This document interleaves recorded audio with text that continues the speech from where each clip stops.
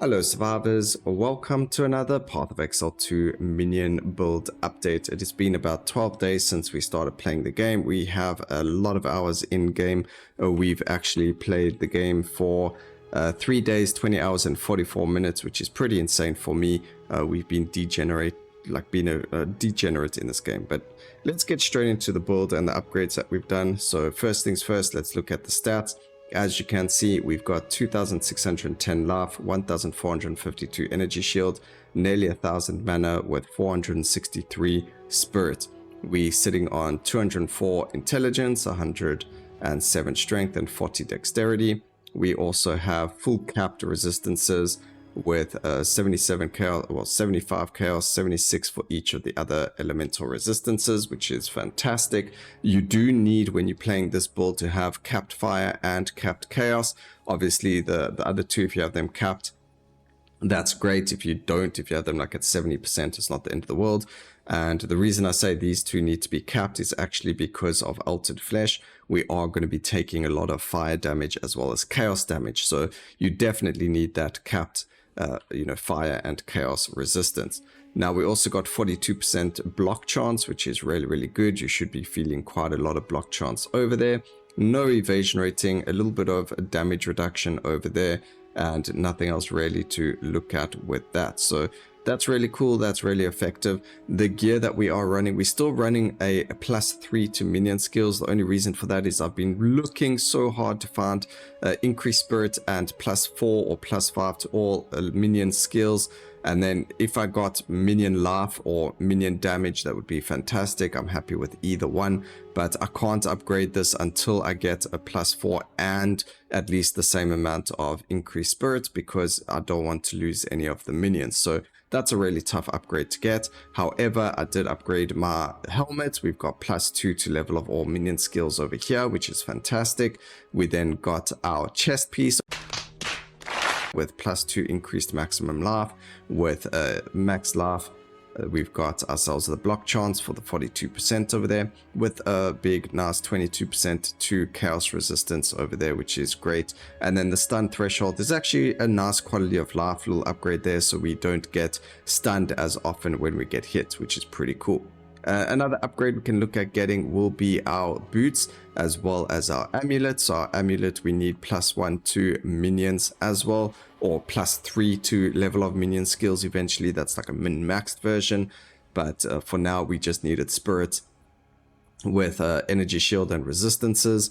And then the boots we can change as well. Now if we take a look over here, what we can do is when you're changing our gear, essentially we just do that. You can see we actually only need cold and lightning resistance for that, and we are fine on the fire, and that's going to be fantastic. So we literally just need cold and lightning, so double resists over there with life and movement speed. So that's actually our next upgrade we're definitely going to be looking for.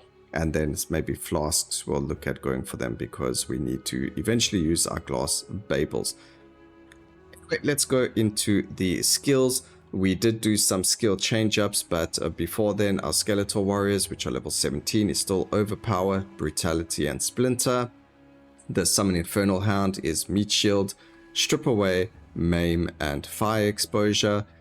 Skeletal arsonist, heft, martial tempo, scatter shot and concentrated effect. Raging spirits, feeding frenzy, elemental focus, fire infusion and execute. We've got grim feast over here, which has no additional upgrades to it because it will increase its spirit cost, which we do not want, so we do not have that on there. Speaking of which, I guess raging spirits only has 30% reservation in total, so that's pretty cool. But Grim Feast, if we add anything, it increases its spirit level. And Grim Feast, what it does is we recover energy shields each time. Energy shield each time we pick up a Grim Remnant. The Grim Remnants have a 50% chance to spawn from enemies or our reviving minions dying. So any of our minions dying, there's a chance for Grim Feast. any of these guys, not our SRS unfortunately, and any enemy that dies in our presence can drop one. What it does is it gives us energy shield, and that energy shield can overflow, meaning that, as you can see, we're sitting on 2097 out of 1452. That can go up to 2904 energy shield maximum. And that's really cool because it always goes up to that and you never lose it. It's always there regardless. So as soon as your energy shield overflows, it stays at the top. It doesn't like degen over time or anything like that. So it's really, really cool. Flammability, we've landed up with Heartened Cursed, Inspiration, and Spell Cascade. The Spell Cascade helps us to hit more enemies with the flammability. As you can see, it also summons three little raging spirits while we use it as well. We added Pain Offering as it is a really, really nice damage buff to our minions, especially for bossing. We use it a lot. We just got to get the timing right for the boss fights and then we get it going. So what it does is it will sacrifice a minion. So we use Pain Offering on a minion, and then every minion around it is going to gain Rage, Life Regeneration, and a whack ton of attack speed and damage. And that's going to last for a certain amount of time. So the aura radius is 6 meters. We are going to increase that when we get it to a 6 slot, the aura radius. We've got the duration being 6 seconds as well, with the cooldown being 6 seconds as far as I know, 0.6 second use time. But the actual cooldown of the skill is 6 seconds. So after we've used it, we wait, and then as soon as that spark disappears, we can use it again. So there isn't actually a cooldown to the skill, but you can only use it after the 6 seconds of the spark duration has been done. We then got persistence on it, so it increases the skill effect duration. We've got ablation, so we sacrifice a life on use and we deal 30% more damage with the offering. We then gain Font of Rage and Font of Blood for life regen as well as rage. And what rage does is it grants enemy our and ourselves increased attack damage per 1 rage, so we can get up to 30% more attack damage on all of our minions. Flame Wall, nothing's really changed. It's still Fortress, Mobility, and Arcane Surge. Now, I don't think we need the Arcane Surge, but because we use it so often, it does help us with our own mana regeneration. So every time I use a couple of them, you can see we then get Arcane Surge, which it helps with the mana regeneration when we use it. Shield Charge, there's nothing really changed for that. Summon Skeletal Storm Mages, we've got Conduction, Stormfire, and Overcharge. The Overcharge has the summoned supported skills at 50% less shock duration. We don't need to worry about this because we actually landed up using Stormfire, which means that the shock from supported skills does not expire on ignited enemies, so we don't have to worry about duration. When we get this to our next level, so when we pick up our next Greater Jeweler's Orb, we are going to be putting in our Electrocute over here. They did nerf but buff it at the same time, so it actually uses more dexterity, so we are going to need +5 dexterity over there, because we've only got 40, but that's fine. That's not the end of the world. What we're looking at, it is used to have a 40% less damage on the support gem. It no longer has that. It now says you cannot inflict shock. So you can no longer inflict shock when you use Electrocute, but you are able to contribute to electrocution build up on it. So we might land up changing him to not inflict shock, but rather Electrocute. However, because we are using Frost Mages, instead of worrying about Electrocute and stunning the enemy, we freeze them. So it's much of a muchness. We would rather go Shock for the increased damage instead of the Electrocute. So that's out of the plan. I didn't actually know they added the you cannot inflict shock to it. So now that we're reading that, we're not going to be using Electrocute. We're just going to be using Shock on our Summon Storm, our Skeletal Storm Mage. Skeletal Frost Mages, we're running Cold Pen, Glaciation for more freeze buildup. We've got created Chilled Ground for 4 seconds when we freeze an enemy. And then we've also got Fork, so that we can, with our Owl Shard, hit more enemies while we are mapping, so that we're able to freeze more of them for a little bit more defenses over there.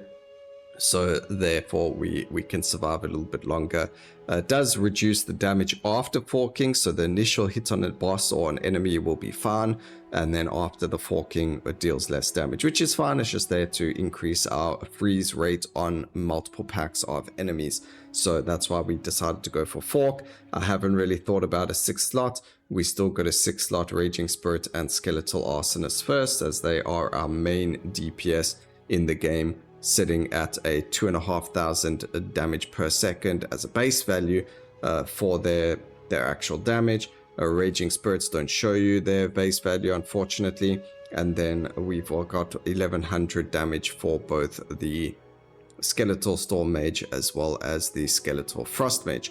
So let's take a look at our tree now to see what we've changed. So nothing has really changed. I don't have my 4th Ascension just yet. We got Baydat's Will. That's why we got the 25% reserved life over here. This actually gave us over 100 extra spirit. So it's definitely worth it if you have a lot of life. And then we are probably going to end up going for Baydat's Hand over here. Or we might go for Baydat's Gaze. And if we go Baydat's Gaze, we will end up reducing a little bit of our energy shield and grabbing ourselves, or not even reducing anything. We can grab ourselves Mind Over Matter over here. And then there is also Eldritch Battery over here for 3 points, which will put us at a level 91 skill tree over there. Also, I don't have a lot of gems or jewels. I have been looking for them, but they're very, very hard to find, the minion ones. We do have, some where we've got increased damage, increased elemental resistance over there. We've got increased minion accuracy as well as increased attack and cast speed with them. Those are actually pretty decent. And then we've also got increased maximum life. I should Exalt Slam this and see what we get. No, we can't Exalt Slam the other ones. But I've got 2 open jewel slots, but I haven't really found any really good jewels to put in there just yet. Tree-wise, we do get the Patient Barrier now for the energy shield. We have the side over there, the same as everything else. Nothing else really changed except for grabbing Insightfulness for the energy shield, as well as increased intelligence. And we did mess around with it a bit. We were taking a couple of...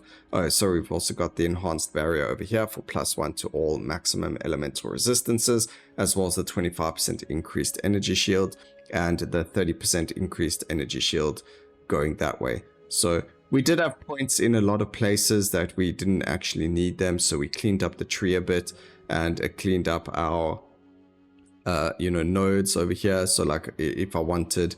I could put get rid of some points somewhere. There's probably more cleaning up that we can do to kind of get a lot more points into the tree. Like actually, even if I went and put a node over here, that's 1 point. We could actually clean up 2 points over there. So there are things that we can still do to min-max skill points and get skill points in places. But until then, that's kind of what we've got for our build. So I hope you guys enjoyed the video. Please remember to like, comment and subscribe for more videos like this in the future. And always remember, keep safe, survivors. Until next time, cheers.